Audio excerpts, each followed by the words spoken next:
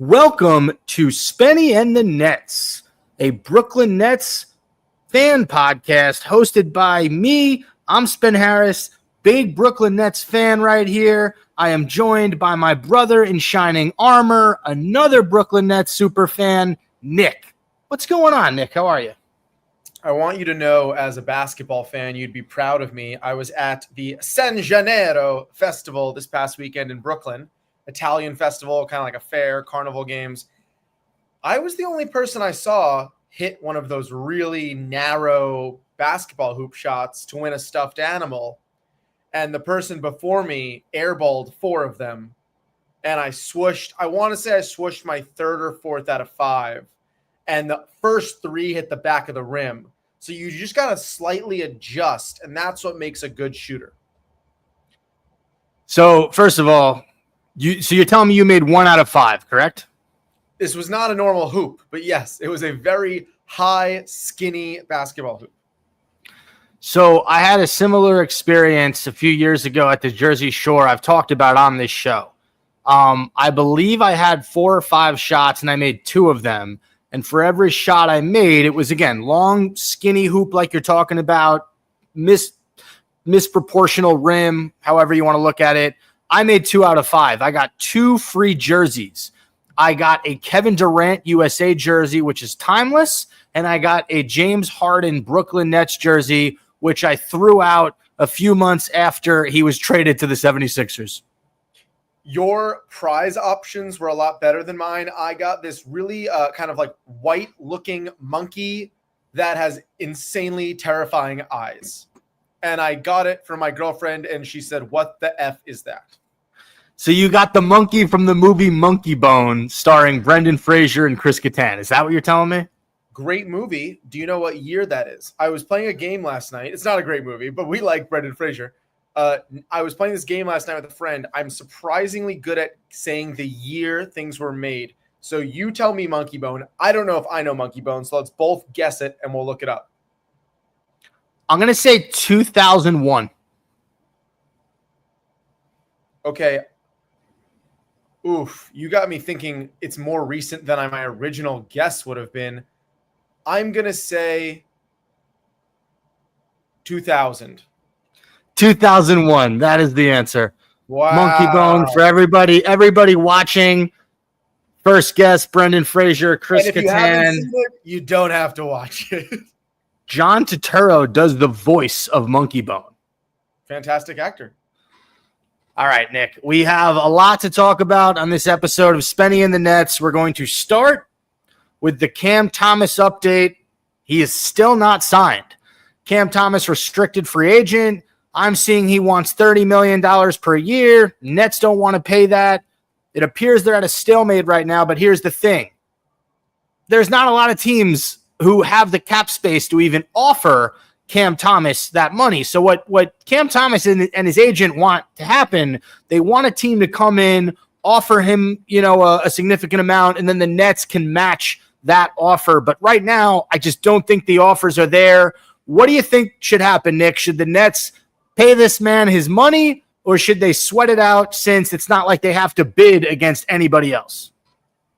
I'm seeing a quote from Sports Illustrated that says, the NBA consensus on Cam Thomas is, quote, empty calories ball hog. And he wants something above $50 million, and it looks like he might get around 3 years, 45. Empty calories ball hog is some strong negative words surrounding our man Cam Thomas. With that said, there's something to be said about a bad team and their leading scorer. And I can't help, this is always my comparison to Brandon Jennings on the Milwaukee Bucks.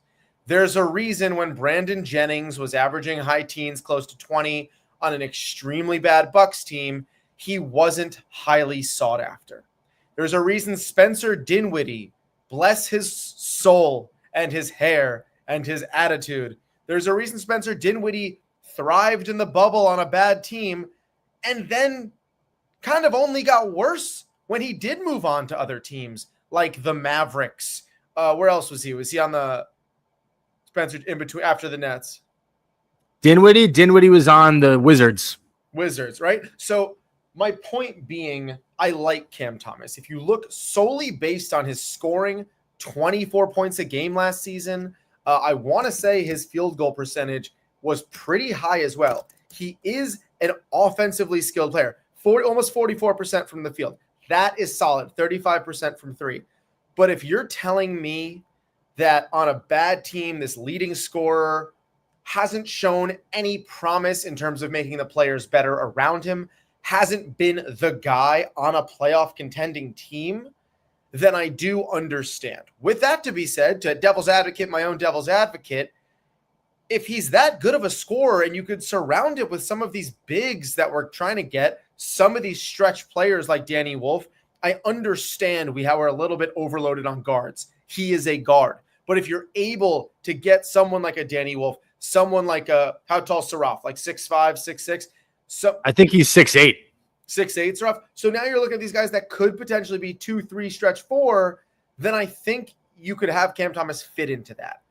With all that, yes, I understand him not getting a lot of money. I don't think he's worth that much money. I still like him as a third or fourth option on the team. Ben Saraf's 6'6". I'm sorry. He's a tall 6'6" at that. 6'6". This is good business by the Brooklyn Nets, okay? Look, two things can be true. Cam Thomas is one of the better scorers in the National Basketball Association. But right now, in this market, he is not a $30 million per year player. He's just not. He can be the best player on a bad team. Can he be a really good player on a good team? We have yet to see that happen. So it's just good business by the Nets. I do think he's eventually going to stay in Brooklyn. I'm not sure he is the type of player that Sean Marks wants to build around.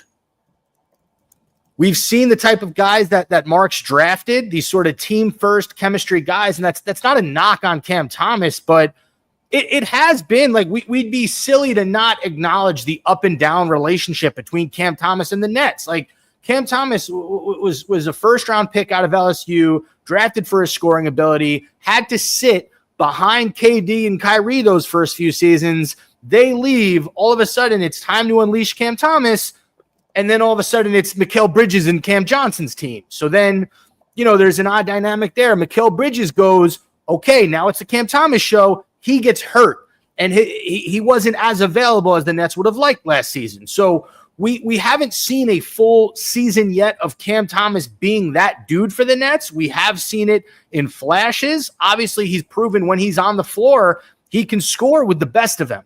But can he do that in a system ran by Jordy Fernandez and Sean Marks on a consistent basis on a good team?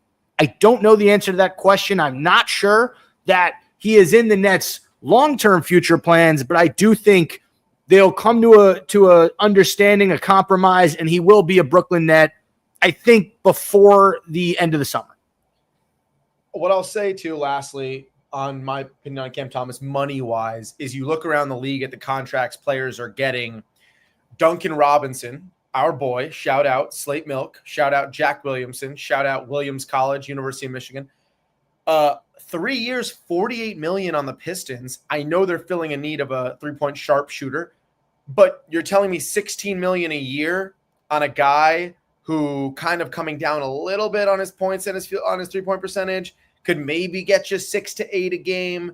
You're telling me he right now is in the same ballpark as what people are expecting a 24-point per game Cam Thomas? That to me sounds a little wonky, but I understand Duncan Robinson fills a very specific need. Cam Thomas, you can kind of say, doesn't really fit into a specific need. He just kind of scores. And yes, scoring is the most essential part of a basketball game, but it's not the most essential part of a basketball team. And I think that's where we differentiate. This might be an unfair comp, but I look at Cam Thomas as, I don't want to say the word much better because that's disrespectful to this player, but I look at him as a better version of Lou Williams.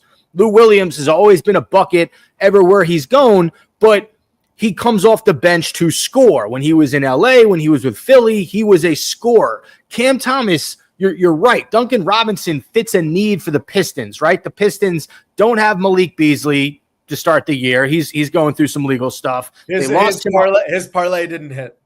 No, where did Tim Hardaway Jr. sign? You remember? I don't think he's back in Detroit. So they needed a player like Duncan Robinson. And I think teams look at Cam Thomas, they see a guy who needs the ball in his hands, who can score 20 plus a night, but he doesn't necessarily fit the need for a lot of teams because a lot of teams already have their 20, 25 points a game scorers. Tim Hardaway Jr. signed with the Denver Nuggets 5 days ago. Who have had a nice offseason. And that's a great transition, Nick. Speaking of Denver Nuggets, we welcome to the Nets. Michael Porter Jr. traded from the Denver Nuggets to the Nets. We give up Cam Johnson and a future first-round pick. I think the year was like 2032, I believe. So first off, thank you to Cam Johnson. Thank you to everything you gave the Brooklyn Nets. I think you surprised a lot of people with how well you played last season, and we won't forget it. Having said that, Nick, what do you think of Michael Porter Jr. joining this Brooklyn Nets team? I like Michael Porter Jr. I think he's going to come to Brooklyn and drop the P. So he'll just be MJ. I think Michael Porter Jr. is a phenomenal shooter. He's a big body. He rebounds. The only negative I will say, besides I think he's like a flat earther, I think he said some crazy stuff at some point. I don't mind that if he's good at basketball. I saw him completely disappear in the playoffs when the Nuggets desperately needed one other person besides Jokic and Murray to step up to beat the Thunder in 7, the eventual NBA champions. I had a future on the Nuggets winning. I always, with this current roster, think the Nuggets have the talent to win the championship, but you need the third or fourth guy like Aaron Gordon or MPJ to step up. Gordon had a few great games. MPJ was nowhere to be found. But you're looking at a guy who in the regular season averages 18 points a game, shooting 50%, nearly 40% from 3, and 7 rebounds a game.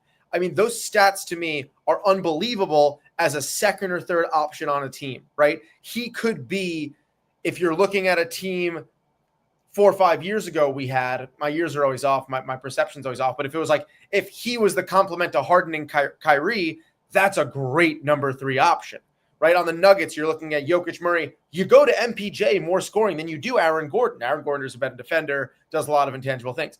But I like MPJ. I think it's a small step, right, in the right direction of bringing in these role-playing surrounding guys who have great numbers and could shoot the ball. With that said, if we're building a team around MPJ, which I don't think we are, that is going to be a mistake. If we think he is the guy, he is a guy, and I do believe he's a step up from Cam Johnson. So first off, I want to credit Sean Marks for getting a first-round pick in this deal. A lot of people did not think that Cam Johnson was going to go for a first. Sean Marks was able to not only get a nice piece in MPJ, but he was also to get that future first-round pick, and who knows how good the Nuggets are going to be in 2032. Like, Jokic is going to be older at that point. That might be a lottery pick. So kudos to Sean Marks. What I like about this trade is I don't think that the Nets view Michael Porter Jr. as the future, similar to Cam Thomas, but I think they view Michael Porter Jr. as someone whose stock had kind of, and I'm going to use the word plateaued because I'm going to bring up a quote from MPJ in a second, but I don't think that MPJ's stock was extremely high, right? The Nuggets had to attach a first-round pick to get off his contract. So what I like about this is look, MPJ is going to have a lot more freedom with this Nets team than he had in Denver. He's going to chuck up a lot more shots. He has a chance to really build his value. And in a year or two, maybe there's a contender who's going to throw a few young players at the Nets for an MPJ type person who they think might complete their team. So the Nets bought low on the MPJ stock. They have a chance to sell high. They got a first round pick. And now he has a chance to sort of rewrite his narrative. And that's what I like about it, right? He's a redemption story in Brooklyn. The quote that he told Eric Slater, who is the host of the Locked On Nets podcast, what he's expecting in Brooklyn and why he felt his ceiling had plateaued in Denver. MPJ said, I averaged 21 points one year. Last year, I was around 18 as the third option. I just feel like I have more in my tank still. I don't feel like I've reached my peak, and I'm excited to grow my game, expand my game, explore my game, and see what I could do. I love that. That was very well spoken. So it seems like he's excited to be here. Look, he links back up with Jordy Fernandez. Coach Fernandez was an assistant in Denver for a few years with MPJ. I like it. I like it. I don't think that he's going to win the Nets more games than Cam Johnson would have won, right? Because we are still trying to tank this next season. So overall, win-win-win trade. MPJ gets a shot in Brooklyn. We get a first-round pick, and we're able to get off of Cam Johnson's contract, who, unfortunately, as great as he played, I think he's part of the reason why we had the 8th pick and we weren't higher up in the lottery. Yes, well said. I like his attitude.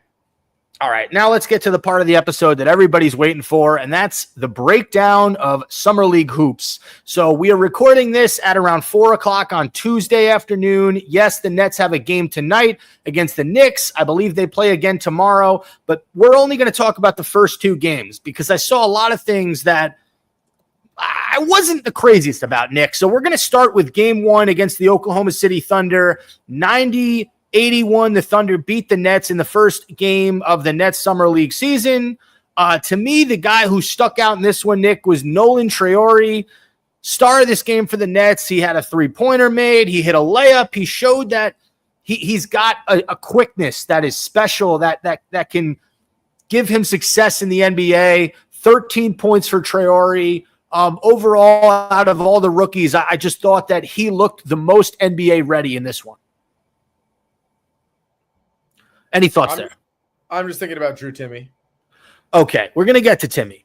Second guy up, Yegor Djoiman. Yes, that is how you pronounce his name. It's Yegor and then Djoiman. Only took 5 shots, hit 2 threes, finished with 8 points.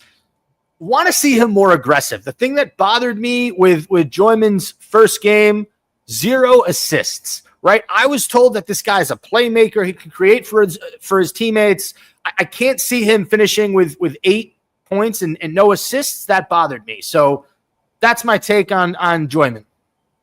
Yeah, I like some things I'm seeing. I think overall, the Summer League, to me, from what I've seen, I've only seen like 2 games.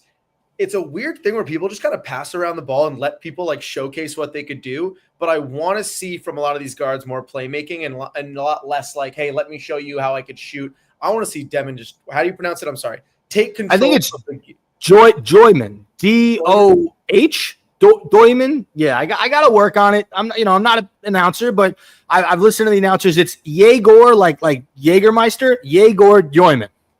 Got it. Yeah. Not blown away like a couple things I'm seeing. And this is just game 1. We're going to get to game 2 in a second. So Danny Wolf, to me, he looked the worst out of the rookies. 0 for 5 from the field. He had a few free throws. He looks slow and unathletic out there, especially in this first game. He needs to show me more. But that was my takeaway from the first game from Danny Wolf. I like Danny Wolf. I liked him on Michigan. He's just a weird body. He's like he has an odd skill set for a player his size, and I worry where he fits in athletically. I worry where he fits in, who guards him, who he guards, but I don't know. I think I have to work out the kinks of a starting lineup and where he fits into it. Well, I don't know if he's going to be a starter anytime soon. But what's the lineup with him in it, and where is he in that lineup? I did not like him and Timmy together. I'll tell you that. Timmy had 22 points to lead the way. He looked really good in this first game. But again, that's a guy that you expect to put on in the Summer League. He played a little bit in the NBA last season, had some success. 22 points is standard for him. And then Tosan Abuwan with 13 points of his own. I think Nets fans want to see less Tosan this year, more Drew Timmy. I don't want to leave out 2 other rookies. Ben Sarath, 3 points in the first game on 1 of 5 from the field. He showed some glimpses to me, and we'll get more into it in game 2. He physically looks like an NBA guard, right? He's big. He can use his body in his favor. The thing that he's going to have to work on is his handle and his jump shot. I think his jump shot's a little streaky. Well, in game 2, he had some really ugly looking missed threes, but he can get to the hole. He can finish around the rim. He looks like an NBA player. He's just got to work on the fundamentals. So that's for Ben Sharaf. And then Grant Nelson, the undrafted rookie out of Alabama. He had a really nice slam. I love Grant Nelson. I know you do. He had a nice slam dunk in this one. He finished with 5 points on 2 of 4 from the field and 1 of 3 from 3. But like, he looks like a guy that can work his way into the NBA. Maybe we see him in the second half. I really liked what I saw from him in game 1. Grant Nelson, I watched him in Alabama. He is a beast. He could rise up. He could slam it. He could defend. He could rebound. If I'm not mistaken, he's got a little shot too, right? He could shoot the ball. I'm pretty sure. Yes. He could do a little bit of everything. I love Grant Nelson and Drew Timme and the potential of having a scoring big man. Listen, are they going to lock down Jokic? Probably not. Are they going to lock down AD? Probably not. But we get another 5, a big body down low. These guys are really, really smart and well-structured, complementary big men. They stretch the floor. They both shoot. They're hardworking. They're trying to earn a spot on this Nets team. Like what I always say with the summer league, what I always say with these drafts, you get 8 players and you need 2 of them to break out. You need 1 of them to break out. If we can get Timme or Nelson in a place where they are averaging a double-double, they are the Claxton that Claxton never Claxtoned. The Claxton. Well, I think Timmy's probably going to play a little bit with Claxton. We'll see what that looks like. And maybe that's the compliment that Claxton needs. Maybe Claxton's never going to be the guy who gets you 20 down low. But if he can get you 10 and 10 and Timme, and he could create opportunities for Timme to get open and finish because they're trying to box out Claxton, boom, that opens the floor to another big and some easy buckets. No, I get what you're saying. Look, the Nets already have Day'Ron Sharpe signed up, so those are the 2 centers, right? Claxton and Day'Ron Sharpe. Now you look at the power forward position. We're talking about Noah Clowney. We're talking about Drew Timme and Danny Wolf, all competing for minutes. Right now, Danny Wolf looks to be that odd guy out in terms of this season. I think we are going to see a lot of Danny Wolf in the G League this year. But yeah, Grant Nelson is an interesting prospect. I would like to see him stick around the Nets organization, see if he's someone that we can develop. The one guy for the Thunder that looked really good in this game was Nikola Topic. He looks like he can be a really nice addition. He controls the game. He kind of plays at his own speed, but he seems to make the right read every single time. So shout out to the Thunder. Topic was a guy I thought maybe the Nets can trade Cam Johnson for in the season. The Thunder go on, win the championship, and now they have this really nice point guard prospect in Topic coming back, and he's probably going to play some minutes as the backup point guard this next season. Who was that guy who was just hitting like insane shots on the Thunder? Trying to find him. He was hit like 2 fadeaway corner threes of like absurd angles. You're talking about Ajay Mitchell, who finished with 20 points, or Chris Youngblood. Those were the 2 guys. Youngblood had 19, Mitchell had 20. Yeah, they had some good prospects too, and that's freaking terrifying on a team that already won the championship. So let's get to game 2, Nick. 102 Wizards, 96 Nets, another loss. Look, Joyman played a little bit better in this one. He shot the basketball a little bit more. He was 4 of 10 from 3. He had 12 points. You see these highlights that ESPN shows you of him being a vocal leader. What I need to see more from him, I need to see him have a better handle. He looks a little bit scared to try to just take a guy off the dribble, and I know that might not be his game right now, but that's a major reason why the Nets took him at 8, right? It's fine he can hit the 3. I'm glad that he's proven the doubters who didn't think he can shoot wrong that, that 29% from beyond the arc in college might have been an aberration. I need to see him be this playmaker, need to take guys off the dribble that I was told he was. Because, 12 points. Sharaf's actually getting hit and driving, which I like. Yeah, so Sharaf had, I think he had 6 points in this. I'm sorry, 6 assists in this game. And he looks a little bit more comfortable in terms of handling the ball than Joyman does. He had a nice crossover when I was watching. He does. So that's what I need to see more of. I need to see a better handle. I need to see Jaeger take it to the rim a little bit more. Look, I know these kids are young. I know this is a summer league. I think Jaeger Joyman's 19 years old. So fine, but Like, I saw Trey Johnson in the same game go 7-11 from the field, and he looked fantastic. He looked like you can put him in an NBA game right now, and he can get you 20. So apologies if I'm not as patient with the process as I guess I should be. I just expect more from the number 8 pick overall. I agree with that. And I don't mind if you start off rusty, but these next few games are where you really need to start coming out of your shell. And listen, the NBA is a scary place. There's a lot of pressure on this summer league. There's a lot of guards on this team that are competing for spots on the roster. But I like a guy like Sharaf who is getting banged down low. And I saw him, I think it was twice, I saw him try to cross someone up and drive. He went to the free throw line. He hit his free throws. I want to see that. I want to see you drive, fall on your ass, and try to hit a really tough layup than be too afraid to take it to the rim. Yeah, no, I get that. So the notes I took on Sharaf are this: the pros. NBA body, can physically handle defenders, can finish around the rim, and hit the occasional mid-range. He has a nice feel for the NBA game right now. Like I mentioned, 6 assists. He has to handle the ball a little bit better. He kind of, it sticks to him when he has it occasionally, and he lost the ball a few times. He did have 4 turnovers in this ball game, and he just needs to work on his three-pointer. He has no three-point shot right now. So those are my pros and cons with Sharaf. Traore, he showed a little bit more flashes in the first game. In this one, he was a little bit quieter. I think 3 of 10 from the field, 3 assists in 23 minutes. I want to see him put up more shots. Like, he is a guy that can just beat you to the hoop almost on every play. I want to see him put up more threes. I just want to see a little bit more from Traore than I saw in game 2, more of what we saw in game 1. Another stinker from Danny Wolf, man. Like, a really just careless with the basketball. A lot of stupid turnovers, kind of getting bodied on defense a little bit, seems slow. He did go 3 of 6 from the field. He was 2 of 3 from 3, so I'm glad that he's not afraid to take that three-pointer. But if you're a point forward, which that's kind of what they expect Danny Wolf to be, is a playmaker who's at the 4 or the 5, you can't turn the ball over that as much as he has in these first 2 ball games. I agree, and I'm reading there's an article on him getting interviewed. He definitely had pregame jitters. It's obviously a lot of pressure, like we just talked about in the summer league. Again, slowly come out of your shell. Focus on what you do. Don't try to do too much. I'd rather watch someone be really careful with the ball, be really smart with the ball, as opposed to taking too many risks. Just prove you could be an asset. Get people open. Don't huck up shots. Hit a couple open threes, and we're feeling good about where you are. Give us a positive on a plus-minus. Speaking of positives, Drew Timme, 30 points for the Timinator.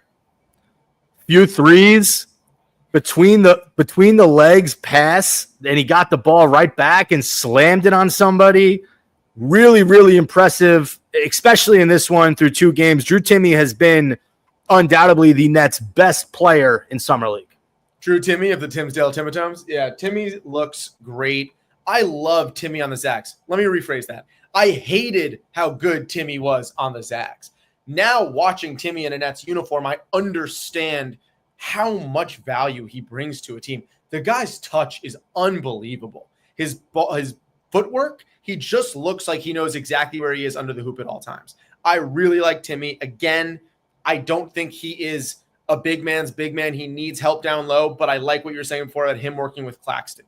You got Claxton at the 5. You got Timme at the 4. You got MPJ at the 3. That's already a nice big lineup, and that's what we've been missing for years is size. So whether it's Sharaf, whether it's Demon, whether it's Traore that comes out as our 1 or 2 starting guard, maybe it's still Cam Thomas at the 2. We're now looking at a lineup that is tall and could score. Now, is that a lineup that's going to finish 4th in the East? I don't know about that. But that's a lineup where I know Timme and Cam could score. You have someone like Traore, you have someone like Wolf, you have someone like Demon or Sharaf, whether they're starting coming off the bench, as long as we find the playmaker, the guy that can get those guys open, I kind of just like the development of that young team. What I really like about Timme is he's the complete opposite. Well, not the complete opposite, but his game is much different than Noah Clowney's game, right? Timme can play at the elbow. He can kind of be that point forward that we all think Danny Wolf is going to be like. He can play at the perimeter. He can hit the three. He can make the pass. I think Noah Clowney is looking more to score. Like we saw Noah Clowney last year. He has a quick trigger from three. He's looking to take it to the hoop. I actually think Timmy has a better post game than Noah Clowney does right now, because I don't think Noah Clowney really has a post game. But obviously, in terms of athleticism, Noah Clowney is the much better athlete. But I'm excited to see how both those guys, gel with Claxton, gel with Day'Ron Sharpe. I think that the Nets have a decent front court, and then you obviously have Danny Wolf and Grant Nelson as your two more development projects at that power forward center position. So Grant Nelson, similar stat line to game one. He's shown high IQ on offense. I think for him, his struggle is going to be rebounding the basketball and defense. Want to see him work on that. TJ Bamba, another terrible game. Based on these two games, I'm not sure he's going to make the roster. He's done close to nothing in both games, and he's just had a lot of moments where he doesn't look like he belongs on the court with these guys. So that's pretty much it. It doesn't. We're not going to get into Tyson Etienne's game. We kind of know what he does. He's a shorter guard who can hit the three. Again, this is not his first rodeo in the summer league, so we've seen him make some plays.